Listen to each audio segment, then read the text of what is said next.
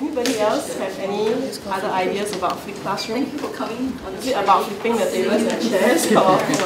It's about similar to that concept. The students are given the choice where they are more active finding information. So today and then they just learn by themselves and then they can Okay.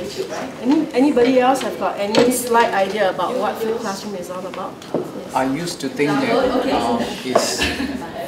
I try to do that in my class as well, getting the students to teach and the lecturer relax and Okay, so supervise. Yeah, so I thought that's the way to flip. Yeah, obviously my understanding is wrong. That's a good one. Any other ideas about flipping? Any other ideas? Anybody? No? Let me just show you. Okay, you can pause at any point. I'm not sure if you can see on both sides. Yes.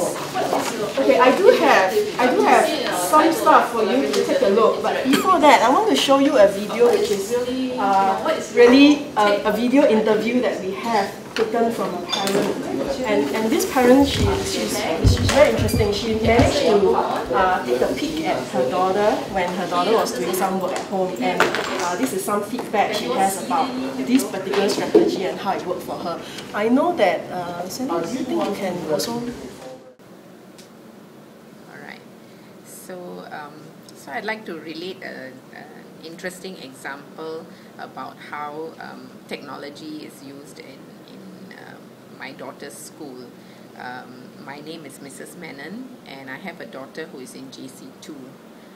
And I found it quite interesting that the maths lessons were conducted in a very peculiar manner. She brought back a tutorial worksheet, and I found that the teacher had uploaded several very similar examples onto like a YouTube site, where the teacher's voice was there and he had worked out some maths problem sums which were very closely related to the tutorial example, but they were not exactly the tutorial examples. And I saw her viewing the videos. They could have been 15-20 minute videos, but she would either pause or rewind or go forward so that she could see the worked examples. And that enabled her to do some self-directed learning on her own, and later on work out the examples that were given in the tutorial worksheet. And what happened was she would go back to class the next day or the day after, and during the class tutorials, the teacher would then see where the gaps were, what were the areas that she or her classmates were not able to complete or to fill in. So I found that a very novel way of conducting the lessons, and when I met up with the teacher, he actually said that his policy is not to repeat a lecture during the tutorial, but for them to learn it as a self-directed approach. At the same time, the lesson that he does on the video is a parallel lesson, but it doesn't exactly deal with the same questions that are in the tutorial worksheet. So that tells me that learning is taking place. However, the application is on new types of problem sums. So it really is quite interesting and novel, and that's one way that the teaching has taken place. The other way is when he was teaching a small topic like Maclaurin's series, he didn't even give them the videos. He told them to go and search for some of these on their own and ask them whether by viewing several videos, maybe from other teachers or people around the world, whether they could understand some of the concepts in there. He gave them a simple activity sheet. Although they couldn't finish all the problems, the fact was at least 50 to 60% of what my daughter did at home on her own, she was able to complete. And I find that quite a marvel, because there was no initial lesson or lecture, but he was able to use the tutorial time to fill up the other 40% of a gap. And I think that's an excellent approach to teaching and learning using technology. Doesn't sound like parents. She sounds like a professional from. Let me say something. I learned Google's from my daughter. She's in Sec 1. That's right. And today's only me. And she started using somewhere towards end of Jan, and by March I'm using it in my class. I learn from her. I see. See, that's the beauty of using technologies in our teaching and learning. Essentially, what you hear just now is actually one of the many examples of how a flipped classroom is being conducted.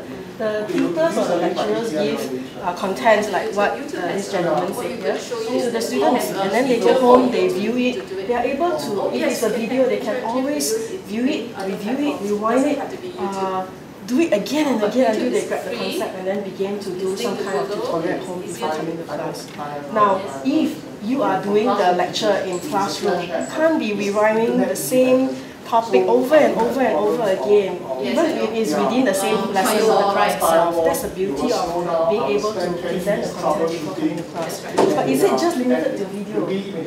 No, it's not just limited to video. That's why it's not just Khan Academy, it's not just going to YouTube, but it's really a lot more than that. Because really, when you want to flip the classroom, you're talking about making the content and the lectures available, all the various notes available for the students before they come to class.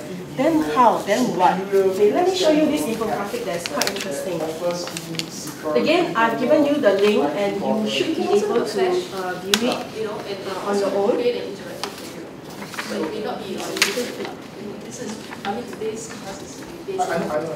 So, okay. Yeah. So, interactive video I can see you can share it. Yeah. Okay, essentially what is really flipped classroom? If you look at the screen, I think both sides we can toggle the same thing. The idea of flipped classroom is quite different from the traditional classroom. The traditional classroom is when we as teachers or tutor, we come in with a whole stack of materials and PowerPoint slides and so on and so forth, and then we start talking. In the flipped classroom, there's an inversion that takes place. You can look at like when you view it. The infographic. There's a contrast between the traditional classroom and the flipped classroom. The flipped classroom will present the materials, and then when the students come into class together with you, that is when you do activity with them. What kind of activity are we talking about? It could be homework. You know, when I was a student, back in many years ago, those kind of days, my teachers will teach all she wants and then I go home with a stack of homework. But most of the time, I struggle, especially with Chinese language. I'm not so good with it. So when I went home, I look at the characters. I have no idea what the characters mean at all. There was nothing else but my textbook, and I try to make it up. I try to remember what I heard in class, but half the time I was dozing off in class. So students today do not have to struggle in this manner. They can get all the materials, whether it's online, via a video or something at home. Then when you come to class, that's when the teachers and the lecturers can help to complete the homework with the students, provide facilitation for students to learn, or to even expand the vocabulary, or even to understand the concept better. But more than that, today in class we can do collaborative learning, we can do cooperative learning, we can even take them out for a field trip for experiential learning, and then come together and build up the knowledge together. So that's what the FLIP is all about. We are talking about putting the content to the students before they come.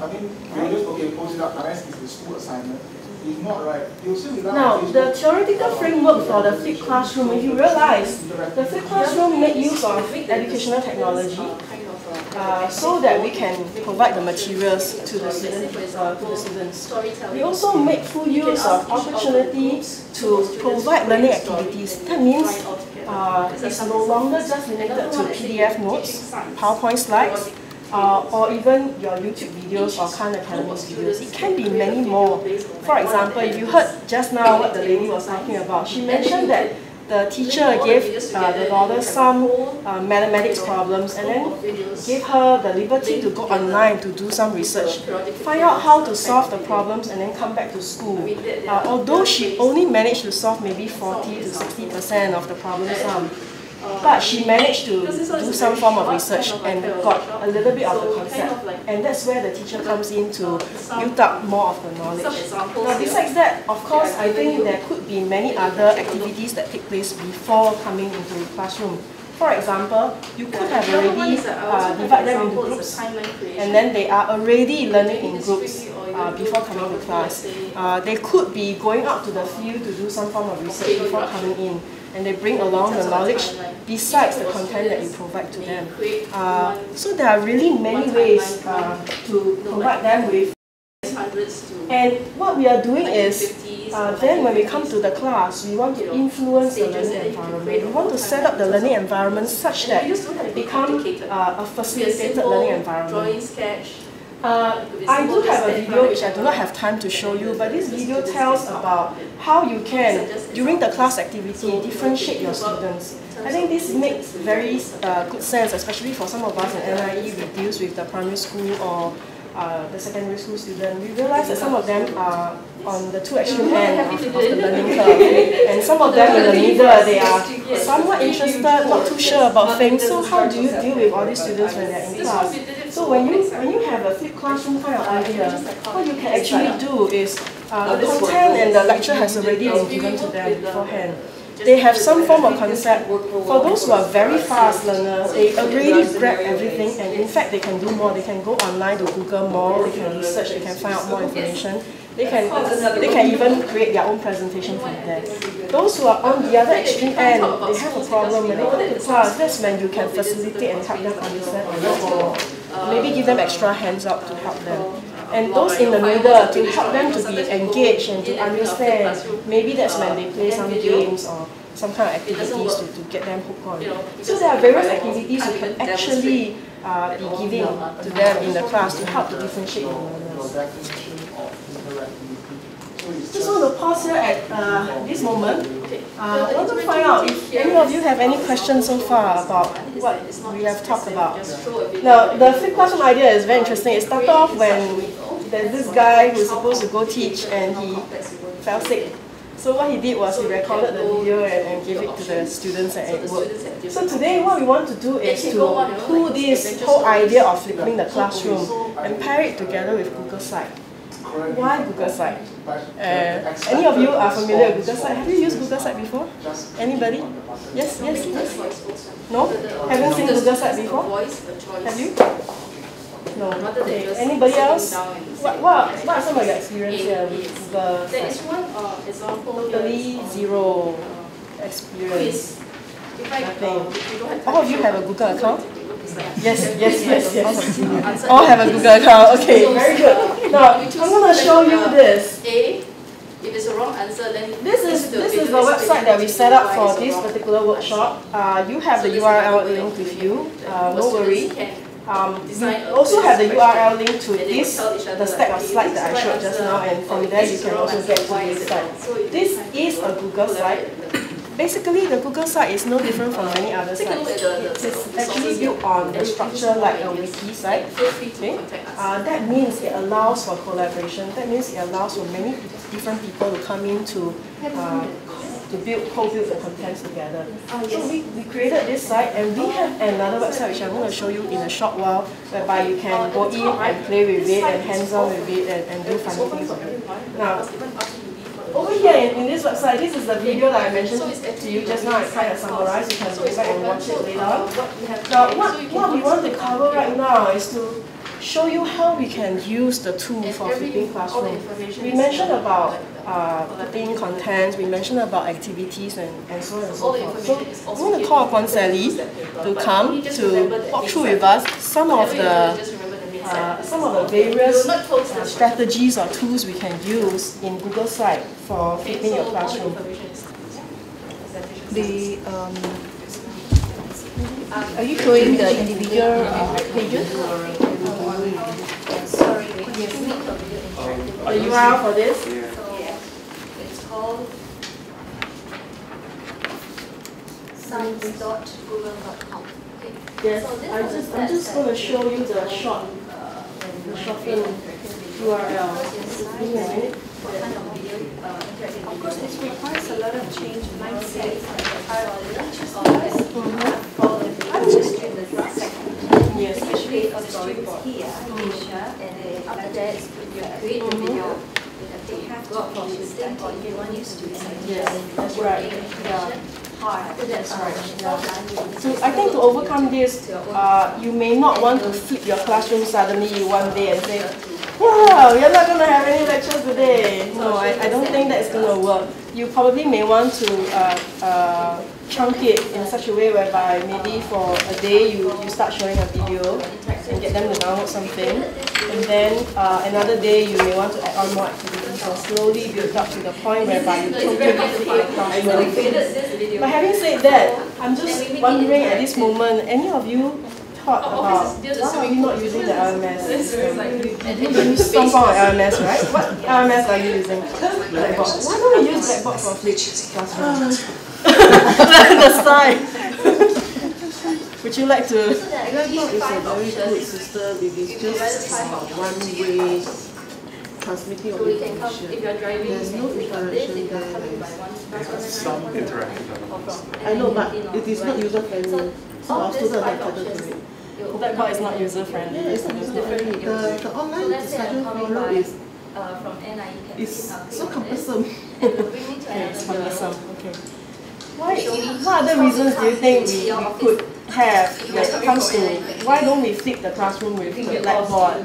Why do we use the Google site? I mean, Blackboard is already there. All you need to do is draw your content in there, right, and then get your students go in. Whereas the Google site, you probably have to build from scratch.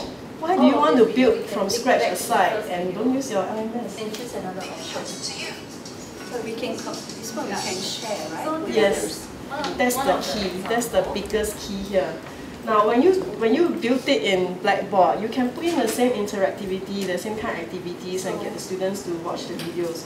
However, when they leave school, the information stays here. In fact, after every semester, the course closed, and even if the students are still in school, they are not able to view it. Whereas when you are using a Google site, the beautiful thing about Google site is that you can choose to keep the information open for students and keep certain pages hidden away from them because you want to maybe use it for assessment purpose or some other interactive purpose. So that's the beauty of Google site. You can choose what remains open, and you can choose how much freedom you want to give to the viewer. Besides that, you can also decide different kind of sharing, which I think Sally will show us later on about permission sharing. You can choose for your site to be able to be crawled or searchable by Google or Yahoo. If you choose that, okay, my site is going to remain public, but I don't want nobody else in the world to be able to type in something to find my site, you can hide that too. So there are all these kind of options, and Sally will show it to us in a short while. So you have to show them the different sites that for pre-class suggestion and all those? Okay. So within the Google, you can use Google Site for many options. One way that you can use that is to, like a content repository. Even students can co-build together, or they can share with them. Some sort like this kind of content repository. And of course, you can inbuild activities and document for them to work on. Similarly, just like the text box. Okay, and some sort like a portal, a mini portal. This is our NIE folio. It's like a portfolio for our students, and they can download the template from this portal site. So these are some sort of example of a content repository. The text. It can be used for like a wiki activity using Google Docs. For example, you can embed a document, a Google document within the page, and the students can work on this document. Everybody will be collaborative, working on the same piece of document. You don't need to have many version control, and you don't know, okay, what have you added, what the other person have put in. So it depends on what kind of interactive video and how's the video like. So yeah, while she toggles, this is over here. If you didn't get to see, this is actually a Google Doc that we embed within the Google site itself. And this is the document where the students can click and start typing. In fact, more than that, they can also work together on a Google presentation and then build their knowledge from there. We'll talk a little bit more about this in a short while. Spotlight. and it can be used like, for example, in knowledge building like KMS. These are some of the examples. And for example, as a reflection tool. And how do I make it interactive? Check this box there. So you can put in the reflection that you can share with the other team member as well. Another example of reflection.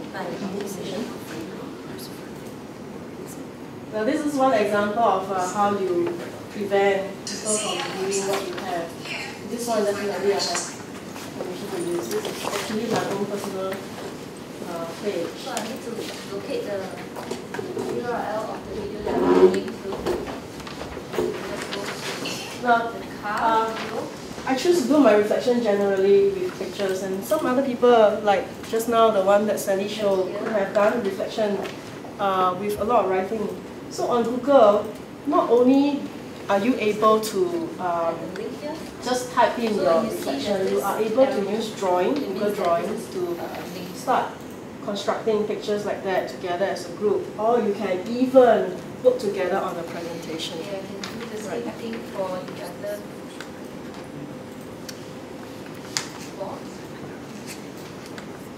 Let us show you the sandbox.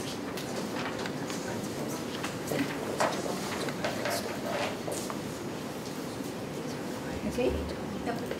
So if you have the device, you can actually log in using this URL, goo.gl/u8nyf.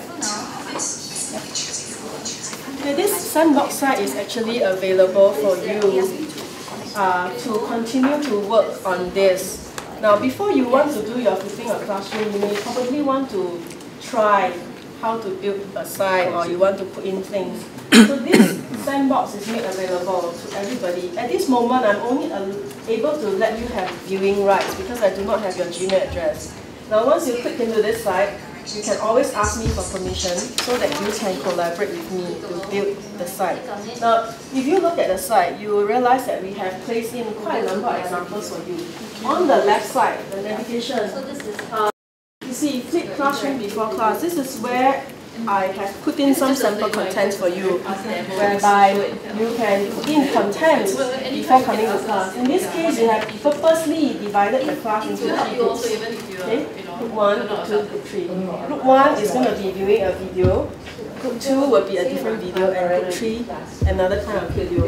Now, for page permissioning over here, I have chosen that Group 1 only can see from the Group 1 page, and Group 2 from Group 2 page, and Group 3 from Group 3 page. Why? Because the activities are targeted for the different kind of learners. So if I were to show you from Group 1,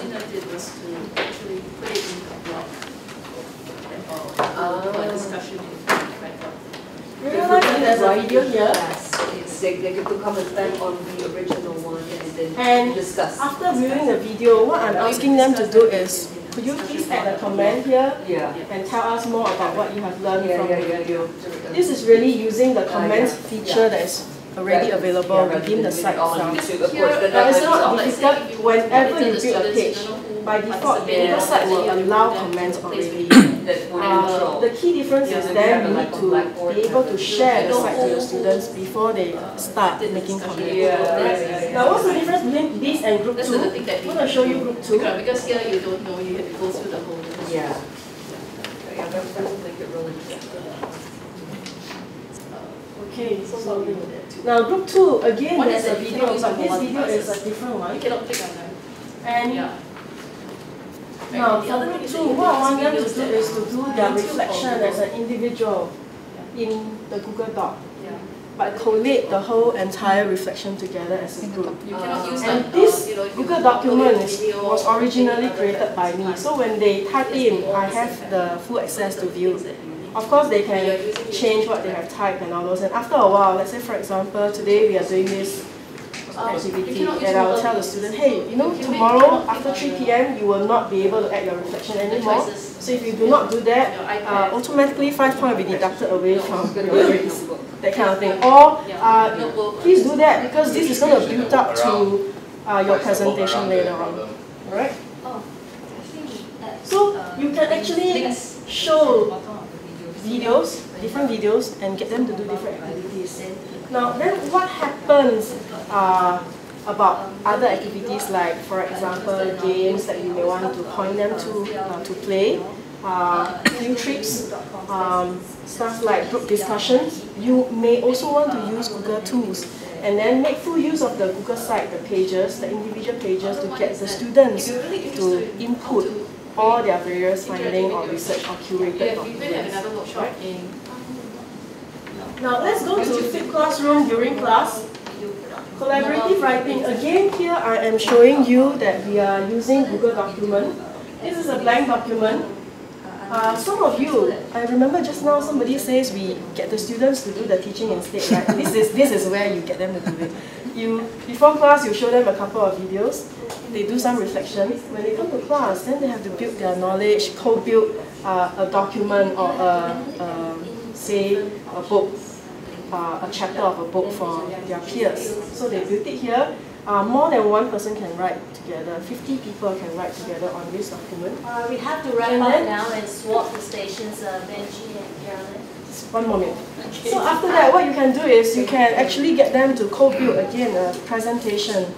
And this presentation, because it's on the site, they can use this presentation to do their presentation during class itself. There's many things you can be doing together with them in the class, besides working on homework and building on their concepts. Now, because this site is open for you, you can always feel free to go in and play with it. All the examples are there. But there's one thing I want to show you that is very interesting. I'm going to eat up the 1 minute. I'll take more. Now, you can upload assignment. You can get your students to throw in their assignment in there. If you realize there are 3 files there, 2 files are actually open to everybody.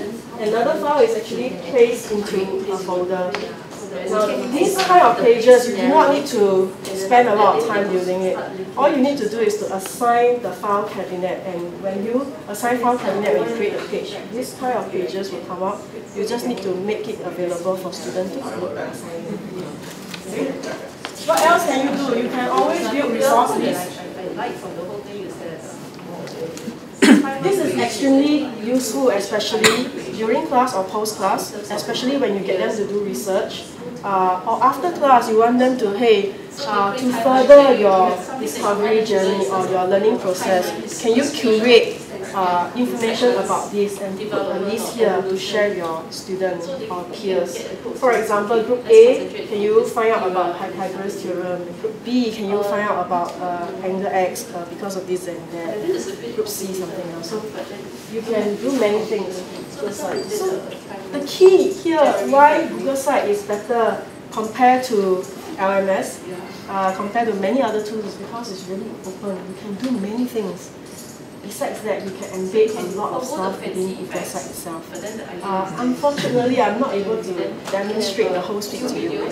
But any question about Google Site? Yes. Does it require all the students to have Google accounts? Yes. They need a Google account if you want them to comment or to add a file into the site. However, if you keep your site open for public to view, they do not need a Google account to view the site. It all depends on whether you need to track the students. So the beauty of having your institution going into the Google Enterprise for Education is that you can actually pre-assign a Gmail address to them or an institution kind of email address to them. Unfortunately, we are not at that point where we are deploying this at this moment yet. So you probably have to yes. Isn't like size limit for the file? We really have to wrap up. Okay, the file size is dependent on your Google Drive, the size. So your Google Drive, you have 5 gig, right? Yeah, you can build as much as 5 gig. Now, for the education enterprise, it's slightly different because they write on the institution kind of Unfortunately, you have to stop this bit here. space. It's time for you to move over to the